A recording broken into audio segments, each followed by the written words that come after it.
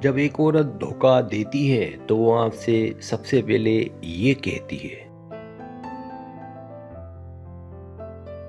کبھی کبھی رشتوں میں کچھ ایسا بدلنے لگتا ہے جسے الفاظ میں بیان کرنا مشکل ہوتا ہے، مگر دل اسے فوراً محسوس کر لیتا ہے۔ اعتماد جو کسی بھی رشتے کی بنیاد ہوتا ہے، جب آہستہ آہستہ کمزور پڑنے لگے تو سوالات جنم لینے لگتے ہیں۔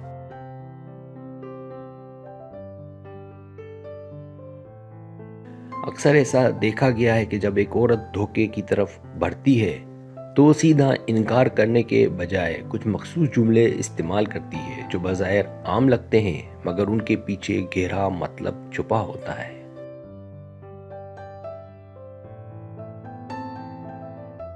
اس ویڈیو میں ہم انہی جملوں پر بات کریں گے جو عموماً سب سے پہلے کہے جاتے ہیں۔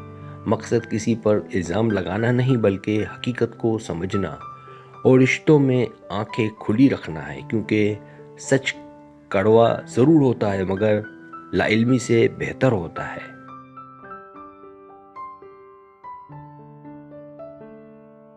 پہلی بات، تم مجھ پر شک کیوں کرتے ہو؟ جب ایک عورت دھوکے کی راہ پر ہوتی ہے تو سب سے پہلی دفاعی لائن یہی جملہ بنتا ہے۔ اس جملے کا مقصد اصل سوال سے توجہ ہٹانا ہوتا ہے۔ وہ آپ کے سوال کا سیدھا جواب دینے کے بجائے آپ کے کردار پر سوال اٹھا دیتی ہے تاکہ آپ خود کو قصوروار محسوس کریں۔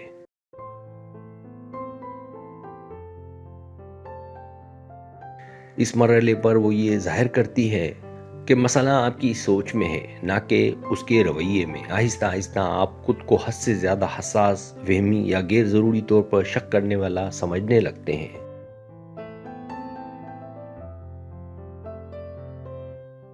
جبکہ حقیقت یہ ہوتی ہے کہ آپ کے دل کو پہلے ہی کچھ غلط محسوس ہو چکا ہوتا ہے۔ یہ جملہ دراصل سچ چھپانے کا ایک نفسیاتی ہتھیار ہوتا ہے۔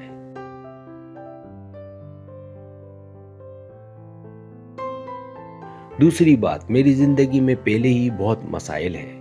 یہ جملہ ہمدردی حاصل کرنے کے لیے بولا جاتا ہے۔ جب آپ سوال کریں یا اس سے بدلتے رویے کی بات کریں تو وہ فوراً اپنی مشکلات کی فہرست سامنے رکھ دیتی ہے۔ مقصد یہ ہوتا ہے کہ آپ اس کے دکھ درد میں الجھ جائیں اور اصل بات کرنا بھول جائیں۔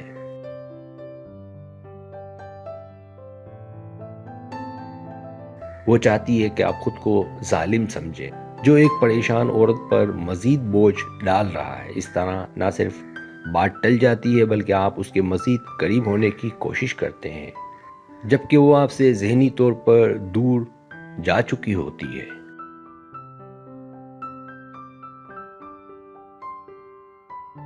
تیسری بات، تم پہلے جیسے نہیں رہے۔ یہ جملہ الزام آپ پر ڈالنے کے لیے کہا جاتا ہے۔ وہ یہ ثابت کرنے کی کوشش کرتی ہے کہ رشتے میں تبدیلی کی وجہ آپ ہیں۔ آپ کی مصروفیت، خاموشی یا تھکاوٹ کو بنیاد بنا کر وہ اپنے عمل کا جواز پیش کرتی ہے۔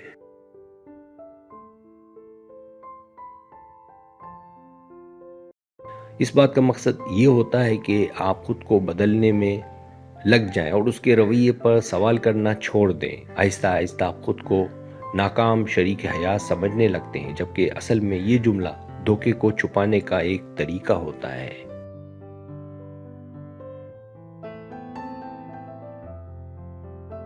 چوتھی بات، مجھے تھوڑا سا وقت اور اسپیس چاہیے۔ یہ جملہ بظاہر بہت معصوم لگتا ہے مگر اکثر اس کے پیچھے کوئی اور کہانی ہوتی ہے۔ وہ جذباتی فاصلے کو جائز قرار دینے کے لیے اسپیس کا بہانہ بناتی ہے۔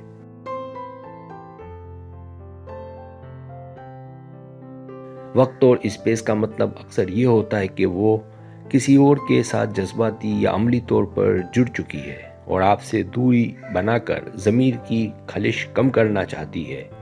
آپ یہ سمجھتے ہیں کہ شاید وہ خود کو بہتر کرنا چاہتی ہے، جبکہ حقیقت اس کے بالکل برعکس ہوتی ہے۔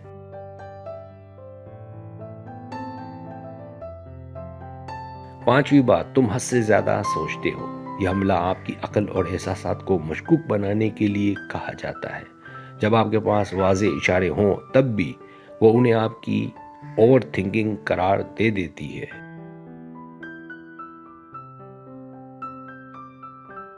اس کا نتیجہ یہ نکلتا ہے کہ آپ اپنے ہی احساسات پر شک کرنے لگتے ہیں. آپ کو لگتا ہے کہ شاید واقعی مسئلہ آپ کے ذہن میں ہے، حالانکہ دل اکثر سچ پہلے محسوس کر لیتا ہے. یہ جملہ ذہنی کنٹرول کی واضح مثال ہوتا ہے.